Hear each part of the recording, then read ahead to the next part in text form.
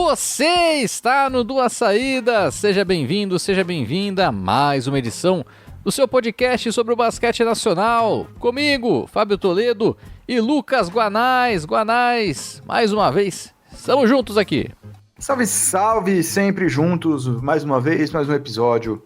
Vambora, vamos falar de brasileiros pelo mundo, vamos falar de brasileiras pelo mundo também, vamos falar de muito basquete feminino e masculino aqui também, né, dentro do nosso território nacional. Começando com os brasileiros mundo afora, começando com Mãozinha, que ganhou mais um tempinho para jogar na NBA, Guanais, renovação de contrato do Mãozinha lá no Memphis Grizzlies. Exatamente, ele que tinha tinha assinado um contrato de 10 dias, este contrato foi renovado por mais 10 dias, já tínhamos falado que havia esta possibilidade. Mãozinha que em 5 jogos pelo Memphis tem média de 3.6 pontos, 3.4 rebotes, fez um jogo no último sábado contra o Orlando Magic, em que ele jogou por 29 minutos, Fábio, jogou desde o primeiro quarto, com regularidade, foi a melhor partida dele até agora, com 7 pontos, 8 rebotes, 3 tocos, 2 roubos, 1 assistência, bem ganhando seu espaço. É claro, já tínhamos falado que até este contrato do Mãozinha, essa maneira como ele chegou à NBA, mostra que de fato ele se destacou, tem bons atributos para jogar na NBA, se destacou pela D-League, e esta renovação vem na mesma esteira. A temporada está no fim, o Memphis não quer não tem mais nada para fazer na temporada, não classifica nem para play-in, também não sei se, acho que não pega nenhuma das últimas posições também, salvo engano, então o Memphis está ali praticamente cumprindo tabela e renovou esse contrato do Mãozinha. É uma renovação, Fábio, que, como diria nosso colega Pedro Rodrigues, não quer dizer nada, não significa nada, mas significa. Significa, foi uma renovação, há a possibilidade de estender até o final da temporada, que vai ser uma extensão de mais uns 15 dias ao término desse, por aí, que a temporada do Memphis acaba. A Mãozinha vem tendo seu espaço, vem tendo o que mostrar, é aquilo, cara muito atlético, efetivo na defesa, que assim como o Gui Santos fez nos seus melhores momentos no Warriors esse ano, se mata em cada bola. É um leão por jogada, não é nem um leão por dia que o Mãozinha tem que matar. Vamos ver, ele ainda vai ter mais algumas oportunidades, tomara que dê tudo certo para o nosso pivô. Sem dúvida, né? Mais um tempo aí de experiência para Mãozinha na NBA. E seu antigo colega, o do Capitanes, né, do México, encerrou a temporada, né, pelo Capitanes e rumou para a Liga Alemã, né, o Alexei Borges, o Guanais. Exato, o Alexei assinou com o... Aí vai ser difícil, hein? Com o Krenshen, é isso? Merlins. Parece que é o último colocado. Oi? Parece um pato. Tipo isso, né? É tipo as imitações do Sérgio Moro, né? Do Adnei imitando o Moro. É meio isso. O Krenshen Merlins, que é o último colocado da Bundesliga. O Alexei foi para lá jogar esse restinho de temporada. O time dele tem 5 vitórias e 21 derrotas, né? E mais 8, 10 jogos, por aí. Então tem mais um restinho de temporada para a primeira oportunidade do Alexei numa liga de grande nível na Europa, né? Então ele vai ter aí esse tempo para, primeiro, não ficar parado, o que já é muito importante, e continuar a manter o ritmo de jogo, tendo ainda a chance de se destacar e, quem sabe, até ganhar ainda mais olhares, tanto pensando numa possível participação de pré-olímpico, quanto pensando também na sequência da carreira do Alexei. A tendência, imagino, pelo menos não em termos de informação, mas do que faz mais sentido pelo basquete que ele apresenta, seria cavar vaga em algum time interessante da Europa. E o Alexei vai ter essa prerrogativa agora nos próximos meses, também ficaremos de olho. Achei um movimento muito interessante do Alexei, que por um lado podia encerrar a temporada por aqui, mas ele ia ficar 4 meses parado, né? Provavelmente seria convocado na lista prévia, será convocado na lista prévia do pré-olímpico, né? A lista maior, de 20 e tantos nomes, mas chegaria sem ritmo, né? Por mais que treinasse sozinho. Então achei realmente uma opção muito interessante do Alexei numa liga que tem se aberto tanto aos brasileiros recentemente. Acho que tem essas duas possibilidades, né? Dele seguir aí, né? num ritmo, né, até pensando em conseguir uma das vagas aí pro pré-olímpico, né, na seleção, vai ser difícil. E também se mostrar, né, pro mercado europeu, né? Lógico que tá num time que não tá nas melhores condições na Bundesliga, mas é uma oportunidade para ele. Ele que já tá com 28 anos, né? Ele é de 95, né, então não é mais nenhum garoto. Na G-League ele teve experiência aí, né, nessa última temporada de 19 partidas jogadas, uma média de 26 minutos em quadra, 8,7 pontos.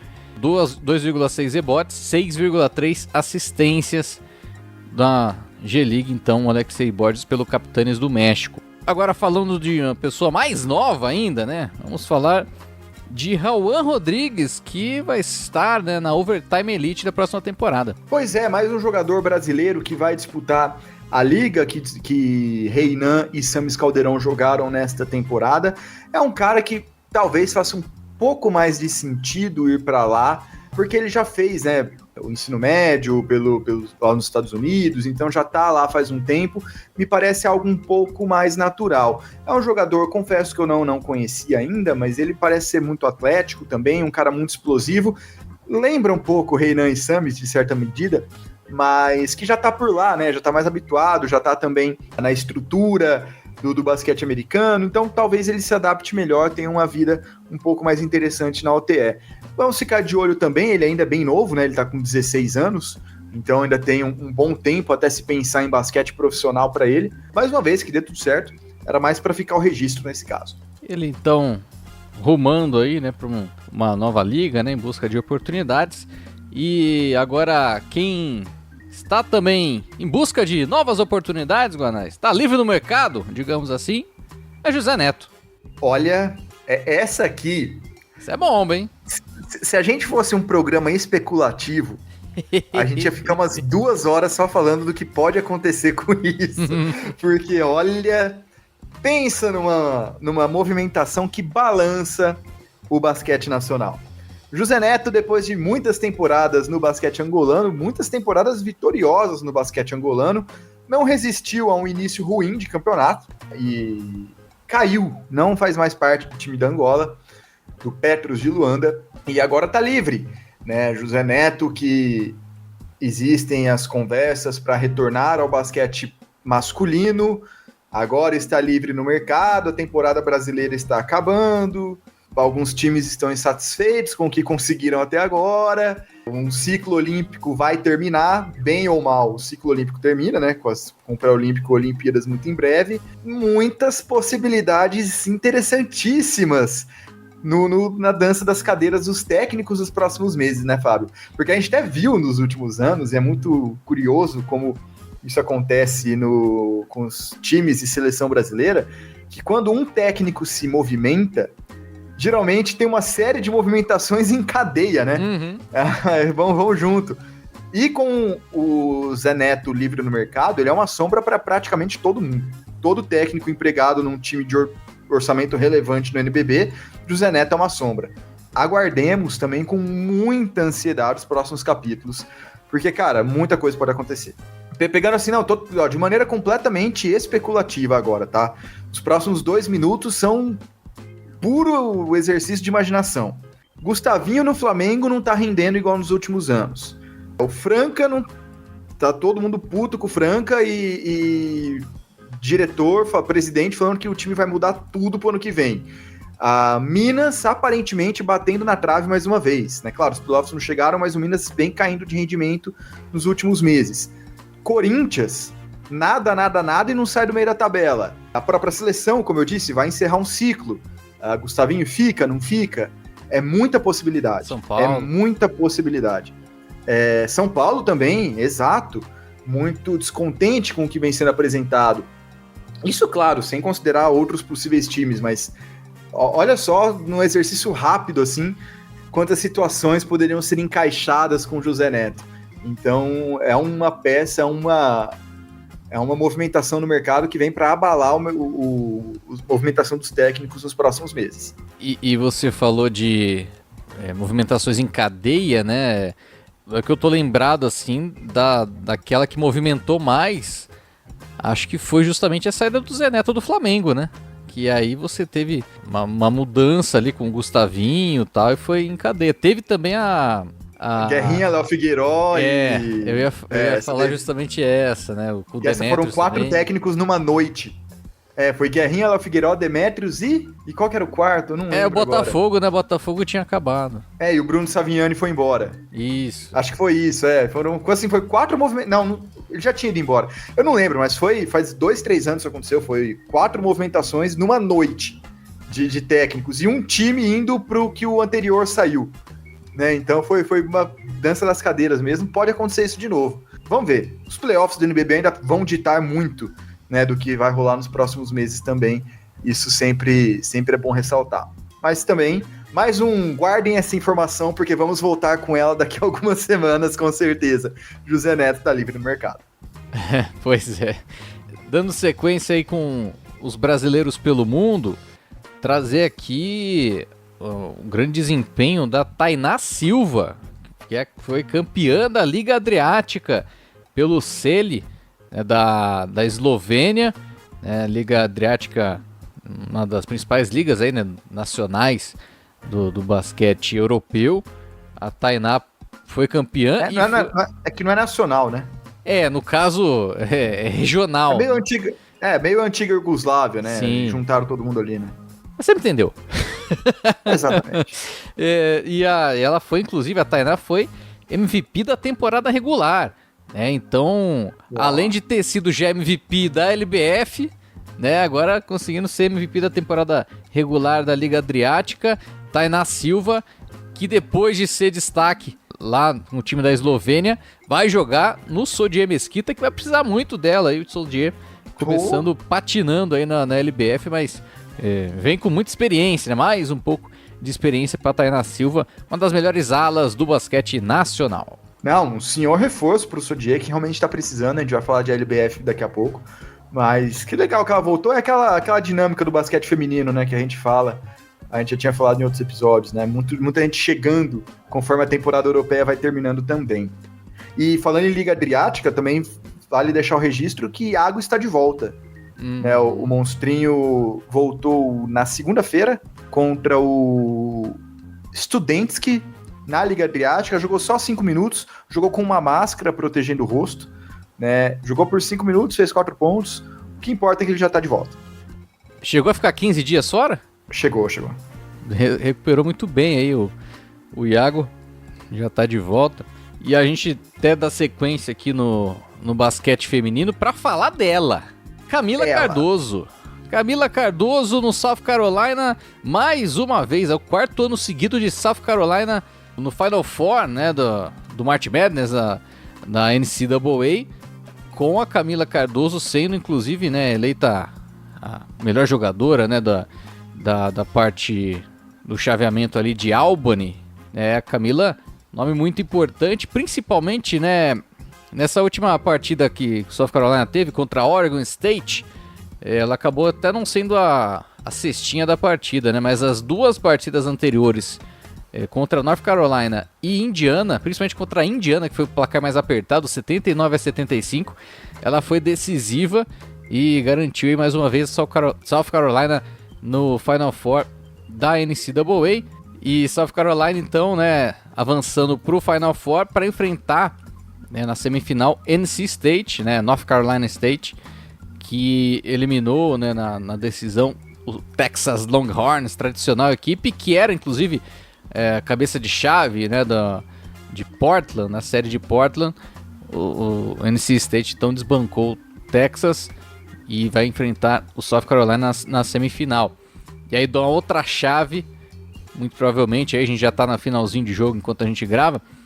Iowa está se classificando em cima de LSU para enfrentar o vencedor de Southern Carolina e UConn, na Universidade de Connecticut, para definir de vez aí o Final Four do NCAA feminino dessa temporada, que acontece, a decisão acontece em Cleveland, Ohio.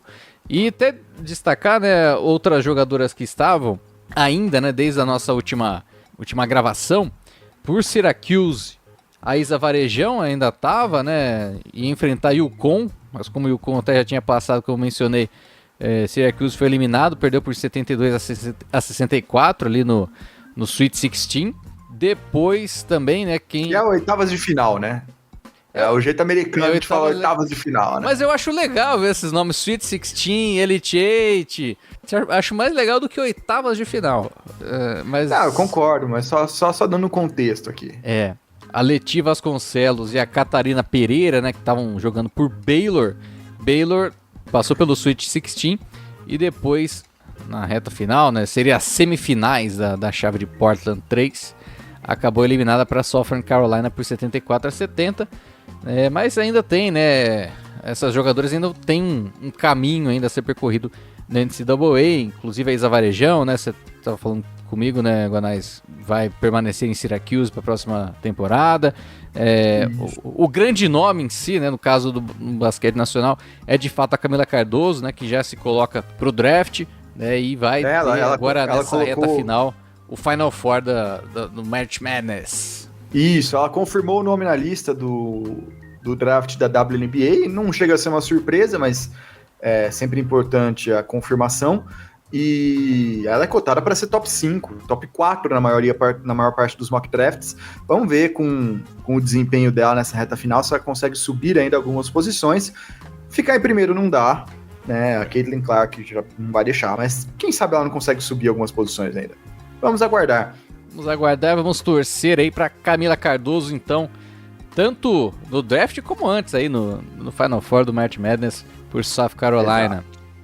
E seguindo no basquete feminino, né, a gente teve o anúncio nessa última semana das equipes que vão disputar a Liga Sul-Americana Feminina.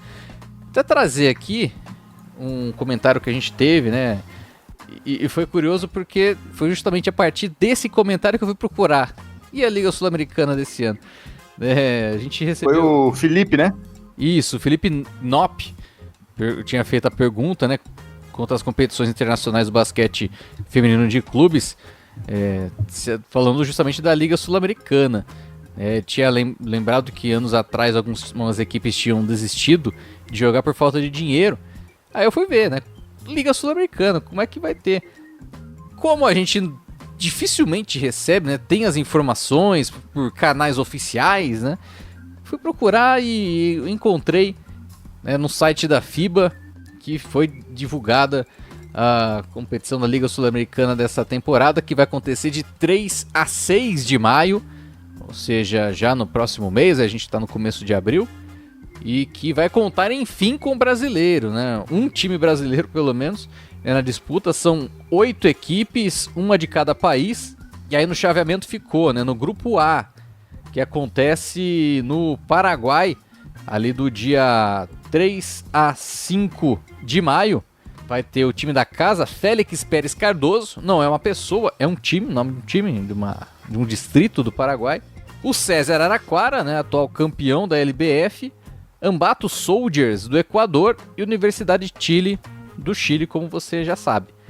Do grupo B, que vai ser disputado na Argentina de 9 a 11 de maio, tem o Obras Sanitárias Argentina, o Clube de Tênis La Paz da Bolívia, a Guada do Uruguai e o Power Basketball da Colômbia. E aí, depois desses confrontos no mês de maio, nos dias 15 e 16 de junho, acontece o Final Four, ainda com uma sede a definir. E é curioso, Guanais, porque o vencedor da Liga Sul-Americana, assim como no masculino, né, ganha a vaga para a Champions League Américas, né, feminina. Isso quer dizer que, se o SESI não for campeão, então não vai ter representante brasileiro na Champions League Américas, é isso? Então, se vocês já acham confusa a maneira como a FIBA coloca os participantes nas competições internacionais masculinas, que dirá, meu amigo, nas femininas? É uma situação ainda mais incerta, ainda pior, e a gente não tem simplesmente nenhuma definição sobre o torneio feminino, né? Que na verdade nem tem Champions, né? É o Women's Basketball League Américas. Isso. É um lindo nome em inglês num continente latino, né? Fala exato, português e espanhol, basicamente. A disputa equipes do México, equipes da América Central. Por mais que você coloque Porto Rico, mas dá licença. Porto Rico fala espanhol. O quê? Mas ainda espanhol. Mas ainda, eu sei, mas eles querem falar que são dos Estados Unidos, não sei o que. Não, cara, Porto Rico, claro, mas... mas não dá, pelo amor de Deus. Enfim, eu passa ano, vai ano, vem ano, e eu não continuo não me conformando, eu fico mais indignado com essa escolha da FIBA, com esse viralatismo. Mas enfim. Bom, pelo menos essa Liga Sul-Americana vai acontecer, né? O que já é um avanço em comparação a edições anteriores, com participação de brasileiros. E é curioso também, né, que são 8 equipes de 8 países diferentes, o que também é muito raro, né? Não privilegiar um país ou outro, quase sempre Brasil e Argentina. Né? Então, realmente é um torneio em condições iguais, entre aspas, para cada país acabar vencendo aí, ter a sua chance de avançar ou até de vencer a competição. Mas quanto a Champions, realmente não tem nada por enquanto. Nada falando de quem vai participar, quais são os critérios e etc. Porque se o campeão brasileiro não tem vaga na Women's Basketball League, é meio esquisito, né? Quem classifica então? E até curioso que no site da Federação Argentina tá escrito lá, eles receberam a informação de que o campeão argentino vai receber uma vaga direta, né, que seria o Ferrocarril.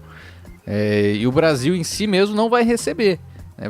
A vaga que foi dada foi para a Liga Sul-Americana. Então eu acho que tem também um pouco de falta de política, né, dentro da confederação, dentro da FIBA Américas, por parte da Confederação Brasileira. Né? Porque se a Argentina conseguir uma vaga dessa maneira, muito provavelmente também vai ter time mexicano. Na última edição teve 2 times mexicanos.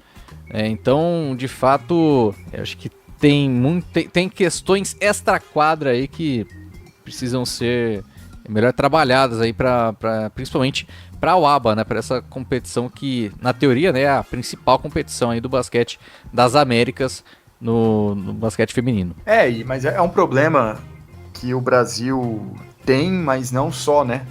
Toda a América Latina olha muito pouco e muito mal para o basquete feminino. Então a gente fica realmente nessa situação. No masculino você ainda tem um certo prestígio, né? Ainda uma busca por poder, alguma coisa assim. No feminino nem isso. Então a gente fica meio a ver navios na maior parte das vezes, o que é muito triste e que ocasiona situações como as que a gente já falou em episódios anteriores, né? Questão de calendário, questão de orçamento, questão de organização, e todo o ecossistema sofre, a modalidade sofre como um todo. E é só mais um sintoma, nada de novo. E a gente segue no basquete feminino, vamos seguindo, levantando a bola nelas aqui. Vamos falar de LBF, né, trazendo alguns destaques dessa última semana. Eu vou iniciar esses destaques da LBF falando, claro, do único time agora a ser batido, que é o Sampaio. Já são 7 vitórias em 7 jogos. Já ganhou do Mesquita, do Ponta Grossa, do Blumenau, do Catanduva, do César Araraquara, do São José, do Santo André. Ainda tem alguns jogos pela frente, como o Ituano, que eu acho que vai ser um jogo importante. Campinas também, nessas próximas partidas, né, na próxima semana. Mas é um grande time, confirmando, né, o que se esperava do Sampaio nessa temporada. O time mais regular do campeonato, principalmente, né, pela profundidade do seu elenco, pelo desempenho que vem tendo algumas jogadoras, né, Isa Sangali, Cacá Martins, Alana, a Laís vinda do banco, Sassá também fazendo boas partidas. Você tem outra que vem do banco também, a Cal. O time do Bruno Guidorizi tem mostrado, né, um time muito profundo, assim, e que os resultados estão mostrando isso. O Guanais, o Sampaio é de fato o grande time da LBF nessa temporada, pelo menos por enquanto, né? Vamos ver até chegar aos playoffs. Não, e os reforços também, né? A gente falou, a chegada de uma Tainá muda um pouco a hierarquia das forças, né? Pelo menos ali no meio da tabela. Então, coisas podem acontecer ainda nessas prateleiras. Mas o Sampaio foi muito forte, né? Colocou 40 pontos em cima do São José nessa semana. Depois bateu o Santo André, né? Os 2 jogos no Maranhão. Então, tá realmente muito bem. Mas só uma dúvida, viu, Fábio? Já não era o único invicto semana passada? Acho que era, acho que já era o único invicto, né? Mas segue, né? De fato, se mantém. Tão impressionante, tão impressionante quanto ser é se manter, né? Esse é o ponto. Na última semana foi, inclusive, né, vitória contra o SESI, contra o próprio São José. E aí tem agora uma sequência um pouco mais complicada, mas é o Sampaio, né? O time, as outras equipes também vão ter os jogos complicados, né? Ituano e Unimed Campinas, 2 grandes partidas nessa próxima semana. Falando, né, de Ituano, destacar, né, essa última semana aí as atuações da Gabi Guimarães, né, que já tem feito, né, não só essa semana, ótimas partidas, mas dessa semana ela caprichou. Né, os 2 duelos que o Ituano fez no sul do país, ela foi destaque, começando na partida contra a Ponta Grossa, que o Ituano venceu por 86-63, a Gabi Guimarães fez somente 25 pontos e pegou 20 rebotes. 20 rebotes, uma eficiência de 44, desses rebotes, inclusive 8 de ataque, se destacando muito aí nessa parte, um duplo, né? Com já nos 2 dígitos ali, né? Na casa dos 20, tanto em pontos como em rebotes. Jogo que também teve uma boa exibição da Joyce, né, na armação, fazendo um bom trabalho, essa dupla inclusive. E depois o Ituano enfrentou o Blumenau, mais uma partida no sul do país, e a Gabi Guimarães fez 21 pontos, cestinha, né, da partida pelo Ituano, e pegou 11 rebotes. Não foram 20 rebotes, né? Crise no Ituano a partida. Que vergonha, que vergonha. Fora, Gabi. E a Gabi terminou com mais um duplo-duplo, crescendo, né, na equipe do Ituano. Essa, assim, é uma jogadora que já se conhece, né? Já sabe a capacidade dela de outras temporadas. Ela vem aí de uma última temporada pelo Sampaio, principalmente a LBF 2022, né? Que ela teve 12 pontos e 6 rebotes. Na última ela teve 10 pontos e 4 rebotes em média, em 24 jogos. Até aqui pelo Ituano ela tem jogado mais, tem jogado 34 minutos, na última jogou 24. E aí com uma média de 22 pontos e 8 rebotes. É um desempenho enorme aí da Gabi Guimarães pelo Ituano. Nas últimas 3 partidas que ela fez pela equipe, foram 3 jogos com mais de 20 pontos e mais de 10 rebotes. Então ela vem em 6 partidas, ela conseguiu 5 duplo-duplo. Desempenho absurdo da Gabi Guimarães, que caiu como uma luva aí no jogo do Galo de Itu. Que tá em segundo, né? E que tá fazendo uma ótima campanha na segunda colocação, né, com 83 pontos. Já a gente passa a classificação real, né, diferente da que aparece no site da LBF, mas de fato o Ituano muito bem, né? Até diferente da última temporada que o time teve dificuldades para encaixar o seu jogo, só foi encaixar depois quando teve as contratações de meio de temporada. E a gente falava de dança das cadeiras no basquete masculino, Fábio, tá rolando no feminino também, hein? Tá rolando o primeiro técnico, né, a sair da sua equipe nessa temporada. É o Diego Maranini, então no Unimed Campinas. Ele acabou deixando aí, alegando problemas pessoais, tem filho pequeno na capital, essas coisas. E acabou deixando a equipe. No seu lugar está o auxiliar Bernardo dos Santos, que já estreou inclusive com grande vitória do Unimed Campinas sobre o time do Corinthians. Mas a gente já teve essa mudança, né? E inclusive um dos jogos de destaque, né, nessa última semana envolve o Campinas, que foi a vitória do Santo André sobre o Unimed Campinas, jogando lá no Tênis Clube de Campinas, vitória por 80-77, partida bem interessante, né, que foi um encontro da Tássia, né, a ala armadora do Santo André, e a mãe dela, que é da comissão técnica do Unimed Campinas, né. E a Tássia terminou ali como melhor jogadora da partida, né, na vitória do Santo André, com 16 pontos, 10 rebotes e 11 assistências. Triplo-duplo para número 30 do Santo André. Uma grande partida aí, garantindo uma vitória importante para o Santo André, porque o Santo André está à frente do Unimed Campinas na classificação. É claro, né, no meio ali dessa inconstância das equipes, no final o Santo André, ainda no final da semana, o Santo André perdeu para o Sampaio, né, mas foi um placar importante jogando lá em Campinas. Classificação da LBF, trazendo para você o primeiro lugar, obviamente o Sampaio com 100% de aproveitamento. Segundo lugar, o Ituano com 83%. Terceiro, César Araraquara com 75%. Quarto lugar para Santo André com 71. Quinto, Unimed Campinas com 62. Em sexto vem o Corinthians com 57. Sétimo lugar para Blumenau com 42.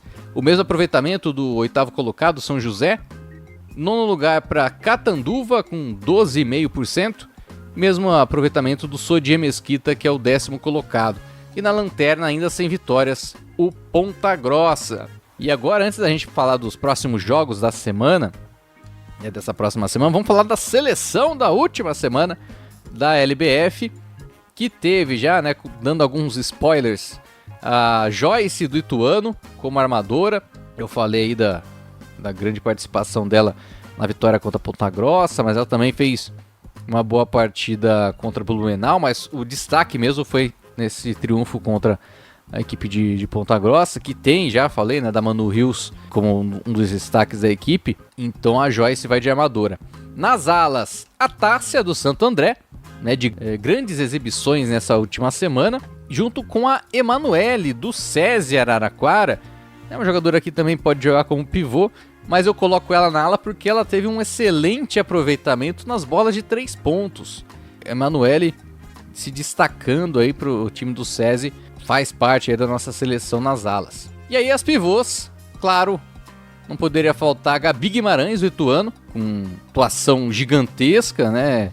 E terminou muito bem essa passagem do Ituano pelo sul do país, junto com a Clarissa do Corinthians, que também, né, teve atuações boas, né, pela equipe corintiana, uma jogadora fundamental para a equipe e que apareceu como destaque aí nessa semana. E a sexta mulher, a Gabrielen do Campinas, jogadora que veio bem do banco e que contribuiu para o Campinas ao longo da semana, principalmente o segundo jogo do Campinas, né, na vitória contra o Corinthians, jogadora que foi decisiva aí para a equipe terminar bem na semana depois de ser derrotada pelo Santo André. Enfim, trazendo então a seleção com Joyce, Tássia, Emanuele, Gabi Guimarães, Clarissa e Gabrielen. Destacar também, né, algumas outras jogadoras que ficaram de fora, né, que não estão jogando, sei lá, búrica, né? A Diane do Campinas também teve uma grande exibição justamente na derrota do Campinas para o Santo André, mas depois, né, no segundo jogo não foi tão bem assim. Teve também a Sassá do Sampaio, a Lê Lisboa do Ituano, a Alana também do Sampaio, enfim, alguns desses nomes que também foram destaques ao longo da semana. Bom, é isso, e a semana vai ter muitos bons jogos, como o Fábio já adiantou, começando pela terça-feira, num duelo entre Ituano e Corinthians em Itu. Na quarta-feira, o Campinas recebe o São José e o SESI Araraquara recebe o Blumenau. Na quinta-feira, dia 4, o Catanduva enfrenta o Ponta Grossa, num duelo de duas equipes que estão lá embaixo na tabela. Pode ser o segundo triunfo do Catanduva ou o primeiro do Ponta Grossa. Na sexta, Santo André pega o Corinthians e Ituano enfrenta o Sampaio, hein? Jogo do primeiro contra o segundo colocado, transmissão do portal emirante.com e da TV Brasil. Por que não mencionamos isso, né, Fábio? A LBF está de volta à TV aberta, com agora partidas na TV Brasil. Este jogaço Ituano e Sampaio na sexta-feira, às 9 horas da noite, será transmitido na TV Brasil, então todos têm a oportunidade de assistir. No sábado, temos o Sodier Mesquita recebendo o São José e o SESI Araraquara recebendo o Ponta Grossa. No domingo, no dia 7, fechando a semana, passando a faca nessa conta aí, o Campinas recebe o Sampaio também num jogaço. Bom, o destaque não tem como não ser, né? O duelo do primeiro contra o segundo, Ituano e Sampaio na sexta-feira, 9 horas da noite. Fica aí a recomendação, assistam essa partida. Pois era, com TV aberta e tudo. Bom, e vamos dar sequência, agora a gente vai para segunda divisão do basquete nacional, Guanais. Vamos falar um pouco de Brasileiro CBB, porque a gente tem até aqui, né, o Praia liderando a Conferência Josuel, muito bem, inclusive, né, ainda invicto, e o Santos Fupes liderando a Conferência Macarrão. Pois é, foram 4 partidas nessa última semana, com 2 vitórias do Santos, né? O Santos fez 2 desses 4 jogos, foi a Santa Catarina e venceu tanto o Blumenau quanto também o Brusque, né, as outras partidas da semana, o Praia ganhou do Tatuí e o Cruzeiro também ganhou do Tatuí. Vejam só, né, o Tatuí recebeu os 2 mineiros, fez 2 jogos duríssimos e saiu com 2 derrotas por 1 ponto cada uma. Nossa. Pensa se tá feliz a galera em Tatuí. Perdeu os 2 jogos por 1 ponto e realmente, né, agora a classificação ficou assim na Conferência Macarrão. Santos em primeiro, Liga Sorocabana em segundo, Brusque e Blumenau empatados em terceiro e quarto e o Basquete Osasco na lanterna. E na Conferência Josué, que classifica todo mundo, que a galera tá só cumprindo tabela agora, temos Praia em primeiro, Cruzeiro em segundo, Tatuí em terceiro e o Vitória lá em último. Vamos passar a agenda da semana, Fábio? Que a agenda da semana é extremamente longa, composta por apenas um jogo. Então vou falar bem devagar para ocupar o nosso espaço aqui. Um jogo na terça-feira, dia 2 de abril, entre Basquete Osasco e Brusque. Esse jogo vai ser em Osasco. São 2 equipes que precisam muito da vitória. Então, partida importante aí para definição das últimas posições, porque é a conferência que elimina alguém. E por enquanto quem está sendo eliminado é Osasco. Então, fiquem de olho neste jogo também. O campeonato só volta no dia 13, né, no outro sábado. Então vai ter um hiato bem grande aí do Brasileirão da CBB, 100 jogos por 11 dias. Pois é, rapaz. E vamos falar de NBB agora. Claro que a gente teve aí grandes partidas, né? Tivemos as vitórias das equipes lá de cima, né? Meio que abrindo um pouquinho a diferença ali no G4, separando um pouco ali a situação. Mas a disputa mesmo, né? O que tá legal, ainda mais legal de ver nessa reta final, antes dos playoffs, Guanais, é a briga lá embaixo. E o Botafogo conseguiu uma grande vitória, entrou na zona de classificação. Pois é, né? A gente cogitava, né? Achava que tava meio tarde pro Botafogo, né? Que ia ser uma ladeira grande demais. Não. O Botafogo tá muito bem, conseguiu ali ultrapassar o Caxias, entrou na zona de classificação para os playoffs e entrou de uma maneira, Fábio. De uma maneira inacreditável. Bom, que o Thornton tá jogando muita bola, já não é novidade, a gente tem falado dele aqui bastante nas últimas partidas, mas o que aconteceu contra o São Paulo, foi basicamente o seguinte: faltando 43 segundos, o São Paulo vencia por 7 pontos.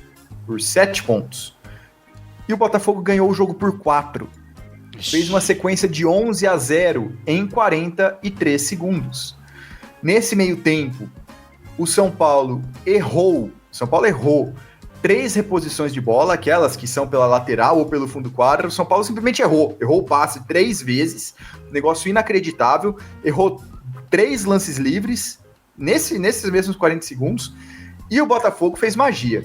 Santiago fez uma bola de 3 quase do meio da quadra, o Thornton fez outra bola de 3 de costas, dando um giro, que a bola bateu na tabela, meio no estouro do cronômetro. Foi uma coisa assim, quase mágica.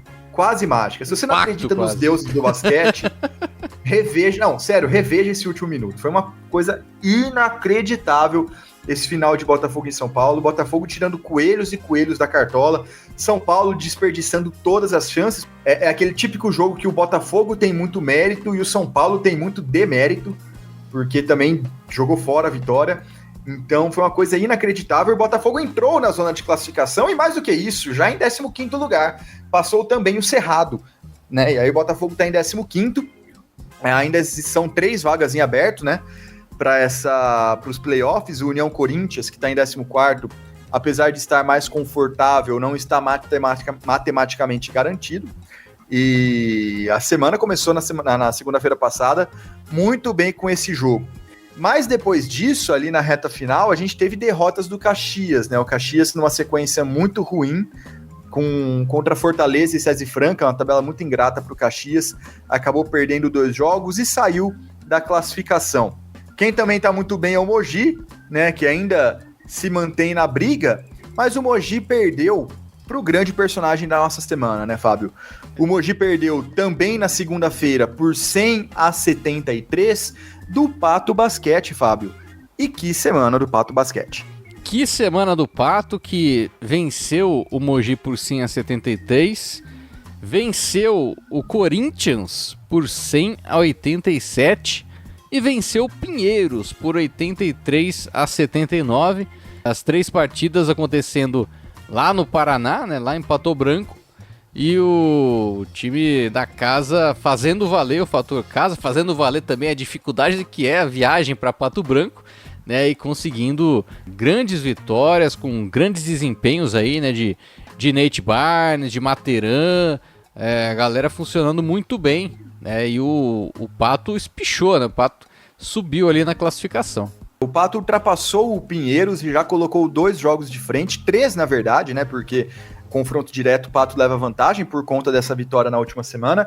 Pato praticamente garante ali o 12º lugar, pode ainda até pegar o 11º se o São Paulo escorregar, mas já garantiu vaga nos playoffs e com uma certa tranquilidade não desce abaixo da posição número 13, o Pato Basquete. E esse crescimento de rendimento do Pato, claro, tem a ver com os jogos em casa, mas principalmente tem a ver com Nate Barnes.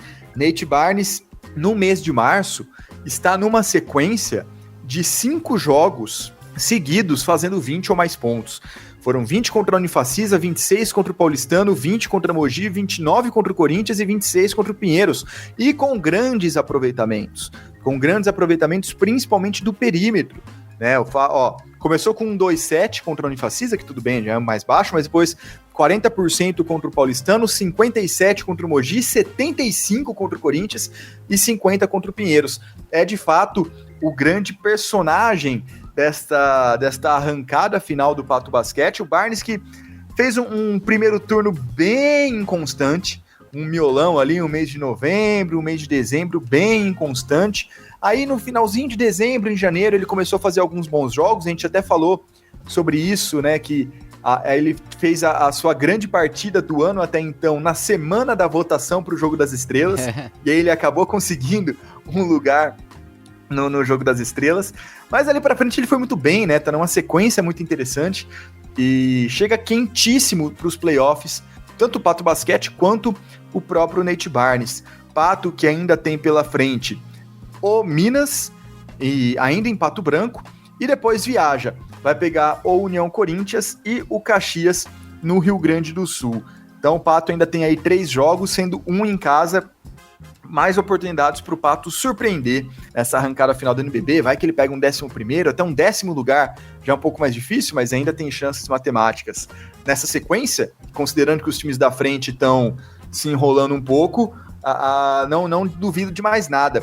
Você falou também do Materan, que foi muito bem, e o Michel é outro que teve muito destaque pelo Pato Basquete nessas partidas, foi muito bem nessas semanas. Tem ajuda também o Nate Barnes nessa reta final de primeira fase do NBB. E até aproveitando que a gente falou muito aí na parte de baixo da tabela, a gente tem falado, né, de Botafogo, de Cerrado, de Mogi, Caxias, falamos do União Corinthians, do Pinheiros, falamos agora do Pato. A gente fala de todas as equipes desse NBB, menos do Brasília, né, que o Brasília não tem muito o que mostrar, né, Guanais? Ainda mais nessa última semana, né, o time, lógico, tomou mais de 100 pontos do Bauru, até vai, né? Mas agora, né, nessa último domingo aí, a equipe tomou 95-50 do Paulistano. Final melancólico, né, de temporada. Mais um final melancólico de temporada pro Brasília, né? Mais uma temporada que a equipe termina lá embaixo. Extremamente melancólico, né? Vale lembrar que a temporada do Brasília começou com uma matéria enorme do Globo Esporte, que é quase uma matéria anual, né? Sobre os atrasos de salário do Brasília.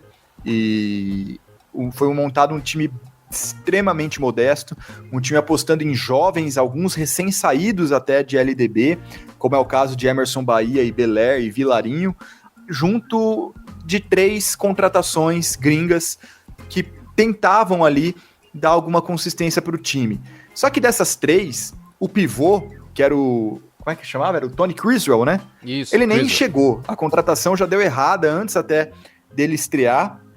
E o Brasília ficou basicamente com Cooper e Alaequi entre os gringos, que tem, se você for pegar a temporada, eles têm partidas com 20, 30 pontos, né? Tem atuações boas, eles são bons jogadores, principalmente o Thomas Cooper, mas é muito pouco, né? Um time sem profundidade, o Derrick Ramos tá ainda temporada após temporada se distanciando daquele Derek que a gente esperava ver quando ele surgiu, ainda jovem, em Limeira e Brasília.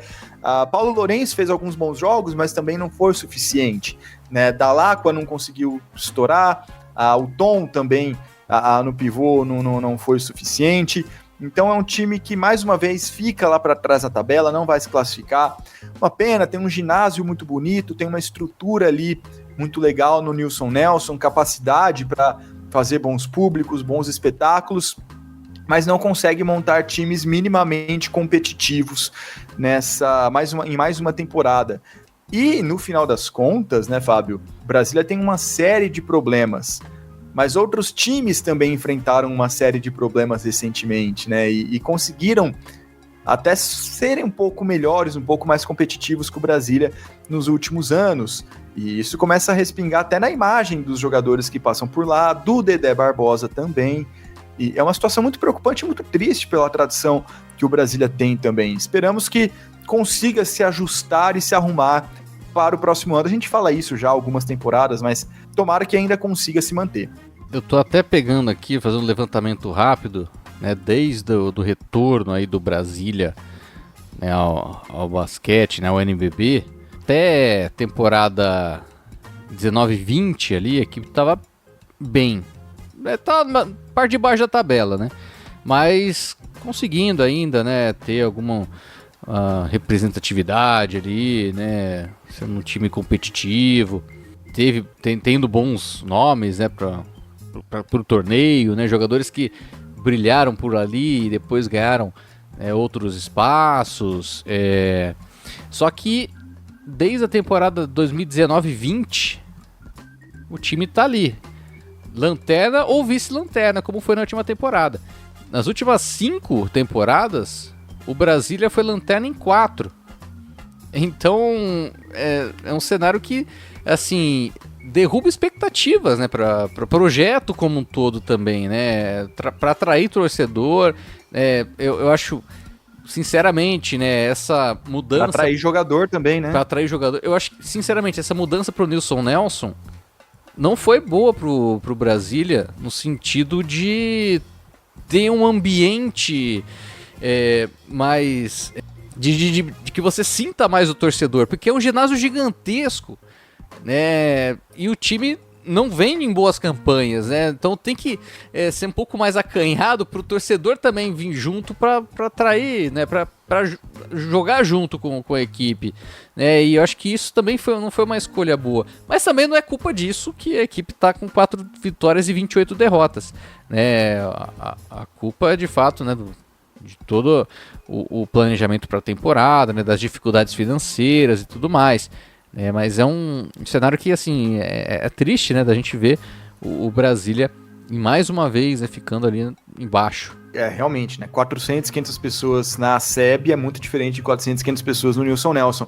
Mas houve uma questão da locação, né, do ginásio lá da SEB, então tava uma situação meio insustentável para o Brasília continuar por lá. E o Nilson Nelson, no final das contas, é um grande atrativo visto a partida contra o Flamengo, né, que levou ali mais de 10 mil torcedores, boa parte flamenguista, é verdade. Mas mostrou o potencial do espaço, o potencial do ginásio. Eu vi uma entrevista do Dedé Barbosa, do técnico, eu não lembro se foi para algum portal ou se foi algum podcast, mas que ele estava falando justamente que, deliberadamente, o Brasília optou por um time muito modesto neste ano para tentar se recuperar financeiramente por outras vias e, a partir do ano que vem, voltar ali a subir alguns degraus temporada a temporada. Então, a gente já viu isso acontecer com outras equipes, né? O próprio Pato, que a gente falava agora há pouco, é um exemplo bem claro disso, que o próprio Dedé Barbosa ajudou a construir. Então, que isso realmente aconteça.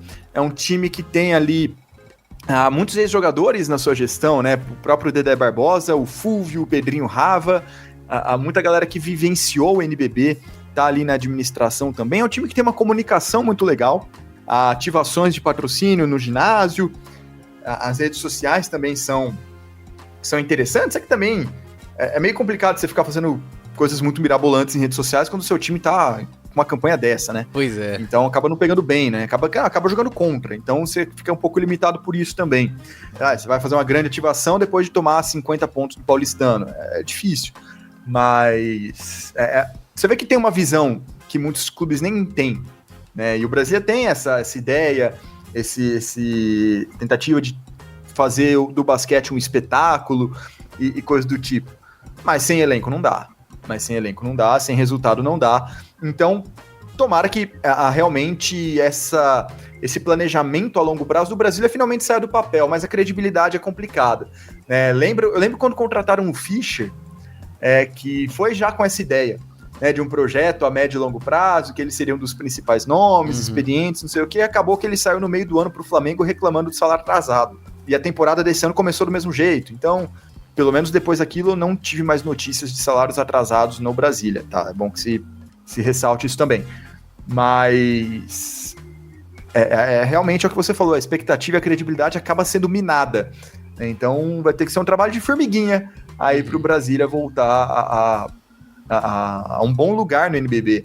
E perder uma boa chance, né? Foi justamente um ano em que praticamente todo mundo vai para o playoff, né? E o Brasília tão cedo já dá adeus a essa disputa. Mais alguma coisa, Guanais, dessa semana? O Flamengo, né, retomando o bom momento, ganhando de adversários fortes, ganhando bem de Paulistano, ganhando bem de São Paulo, ganhando bem de Unifacis. Então é um Flamengo que a gente dizia, né, tinha a oportunidade de se fortalecer novamente e o fez. Quem estava quente no campeonato e deu uma esfriada é o Corinthians. O Corinthians que não vem contando com o técnico Silvio Santander, ele está afastado por motivos de saúde, o Gabriel Milian, assistente, tá no comando principal do Corinthians, fez aquela viagem ingrata, né? Fui jogar em Pato e depois jogar em Belo Horizonte. E difícil. Perdeu as duas. Perdeu para Pato e perdeu para Minas. Deu ali uma quietada na sequência de vitórias que tinha, né? Viu o Fortaleza ultrapassá-lo novamente. Então, dificilmente vai sair ali do 9º lugar o Corinthians. Pode sair para baixo, né? Porque o São José tá ali com o mesmo número de vitórias. Mas para cima vai ser muito difícil. O que mais que eu ia ressaltar nesta semana? O César Franca voltando a vencer, né? Eu tinha falado também. Fortaleza é outro que voltou a vencer. E o Bauru foi a Brasília e não tomou conhecimento nem de Cerrado, nem de Brasília. E fica aqui aquele comentário, né? Que muitas vezes a gente acaba passando, mas que faz muita diferença no NBB, que é a questão logística, a questão de facilitar e encurtar viagens.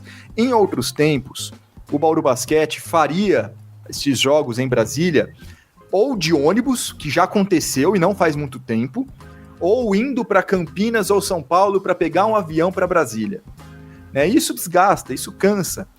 A gente fala sempre e nunca é demais repetir. Muito mais do que a duração de viagens, é o número de etapas das viagens que acaba pesando muito. Você sair de um ônibus para um avião, para pegar mais ônibus, para não sei o quê, isso desgasta muito. E o Bauru, nessa viagem, pegou um avião de Bauru para Brasília. E chegou lá, parecia que estava jogando na panela. Tava voando. Faz diferença. Então é algo que... A logística é uma das coisas que os times do NBB mais gastam, proporcionalmente, né? Visto que o orçamento não é grande. Mas faz diferença. Evitar uma viagem de ônibus, encurtar um trajeto, dá muita diferença e o Bauru Basquete foi prova nessa semana. Vamos para a seleção da semana, mais uma semana passando e a gente traz os melhores jogadores de uma semana que teve grandes exibições, Guanais. Exatamente, vamos começar por ele. Já falamos muito, Nate Barnes aqui de armador, né? Ele que jogou assim, inclusive, em algumas partidas, foram 3 jogos essa semana, os 3 jogos com mais de 20 pontos. Então, Nate Barnes é o nosso armador. Nas alas, finalmente um brasileiro, depois de 5 semanas, melhor dizendo, né? Com só gringos, temos mais uma vez um brasileiro. Alex Garcia foi fundamental para as vitórias do Bauru Basquete em Brasília. E ao lado dele, Dexter McClanahan, do Fortaleza, foi muito bem no Rio Grande do Sul, com destaque para a vitória contra o União Corinthians. Ele fez 28 pontos, 6 assistências, 6 rebotes, 2 roubos, só não fez chover lá no Rio Grande do Sul. Então, Alex Garcia e Dexter McClanahan nas alas. Nos pivôs, Fábio Toledo. Olha quem voltou. Olivinha, senhoras e senhores, no time titular. Olivinha que semanas atrás já tinha sido nosso 6º homem, agora no nosso quinteto titular, É o deus da raça voltando, e não à toa o Flamengo voltando a vencer. É impressionante como o Olivinha é identificado, como ele é motor, alma e coração do basquete do Flamengo, é muito ídolo realmente da torcida. E junto dele, quem também está de volta depois de algumas semanas ausente da nossa seleção, mas sempre com boas atuações, Lucas Dias, fundamental também nessa retomada da boa fase de Franca. O sexto homem é mais um do Fortaleza, que jogou demais, Fábio, demais, saindo do banco, Cassiano, que se não fossem as atuações magistrais de Nate Barnes, Cassiano não seria nosso sexto homem, seria nosso armador principal na semana. Então, repassando, quinteto, Nate Barnes, Dexter McClanahan e Alex Garcia, Olivinha e Lucas Dias, com Cassiano de sexto homem. E agora é a vez do Top 10, a nossa corrida pelo MVP, que traz no 10º lugar, caindo uma posição, né? Até não tá jogando, né? Renato Carbonari, do São José. Em 9º lugar, Elinho, do Corinthians. 8º lugar para Paulique, do Vasco. O 7º lugar, caindo posições, mesmo jogando bem, caindo posições, Gabriel Jaú, do Flamengo. Depois a gente explica. O 6º lugar é de Baralli, do Minas. Olha as mudanças que tá acontecendo, hein? 5º lugar para Isaac Thornton, do Botafogo, subindo 2 posições. 4º lugar para Dwayne Johnson, do União Corinthians. 3º lugar para o Oresta, do Fortaleza Basquete Cearense. 2º lugar, Anderson Rodrigues, do Bauru. E o 1º lugar para Lucas Dias, do SESI Franca. Apesar, né, principalmente do Gabriel Jaú ter feito boas exibições, mas já não é de hoje, inclusive, que Dwayne Johnson e Isaac Thornton estão jogando muita bola, Guanais. Se Botafogo e União Corinthians estão na zona de classificação dos playoffs, muito disso se deve a Dwayne Johnson e a Isaac Thornton. Ao contrário, a Isaac Thornton e Dwayne Johnson, né? Botafogo e União Corinthians. Realmente estão jogando demais, estão liderando suas equipes a vitórias importantíssimas e muitas vezes improváveis, como foi a do Botafogo contra o São Paulo, até pelo que aconteceu ao longo da partida, e de fato tem feito uma reta final, essa reta mais decisiva, com uma maestria impressionante, e acabam tomando o espaço que já foi de Baralli, que já foi de Renato Carbonari, que fizeram um primeiro turno muito bom e caíram de rendimento ao longo dos últimos meses, das últimas semanas. O Carbonari até sendo ausência em vários dos jogos por lesão em São José. Ainda figuram no nosso top 10, mas já caindo algumas posições, porque de fato, conforme a importância dos jogos vai crescendo, esses jogadores que citamos aumentaram o seu rendimento, então cá estão Dwayne Johnson e Thornton também no nosso top 5, Fábio Toledo. E o pessoal que não apareceu nas nossas listas, mas jogaram bem, né? Os fulanos que nessa semana estão no atletismo. Então, no atletismo, bom, a dupla de pato que eu falei aqui, né? A dupla de pato parece uma ofensa, mas o Michel e o Materan foram muito bem nessa semana. O Enzo Ruiz, Fábio, foi muito, muito importante também para o União Corinthians nos 2 jogos que fez. Malcolm Miller pelo São Paulo, Thornton a gente já citou. Pedro Nunes também jogou muito bem pelo União Corinthians. O Paulique foi, na verdade, foi o nosso maior debate, né, antes de começar, se ele entrava, se ele não entrava, porque realmente foi muito perto. Mas quem mais? Ewing também jogou bem. Maciel pelo Bauru Basquete foi cogitado fortemente para ser sexto homem também nessa semana. A Novaes teve alguns bons jogos. Emerson Bahia pelo Brasília fez um bom jogo, apesar ali do desempenho fraco do Brasília na semana. E Paranhos jogando bem ali pelo Minas. Alguns jogadores ali com boas atuações, Fábio. E agora a gente traz os jogos da próxima semana e o que se destacar, né, desses confrontos que vão acontecer. Vamos lá. A semana começou, na verdade, Fábio, no dia da nossa gravação, com a vitória do SESI Franca contra o São José por 9-7 a 8-7. Então esse jogo já aconteceu depois da nossa gravação. Não entrou na nossa análise de MVP nem seleção. Tá, vai para a semana que vem, mas também teremos na terça-feira Paulistano e Cerrado, Fortaleza e Flamengo, São Paulo e Brasília. Na quarta vamos com Bauru Basquete e São José. Corinthians e Caxias, César e Franca e Mogi. Na quinta, olha só, em Unifacisa e Vasco da Gama, Pinheiros e União Corinthians, esse jogo importante, hein? Equipes próximas ali.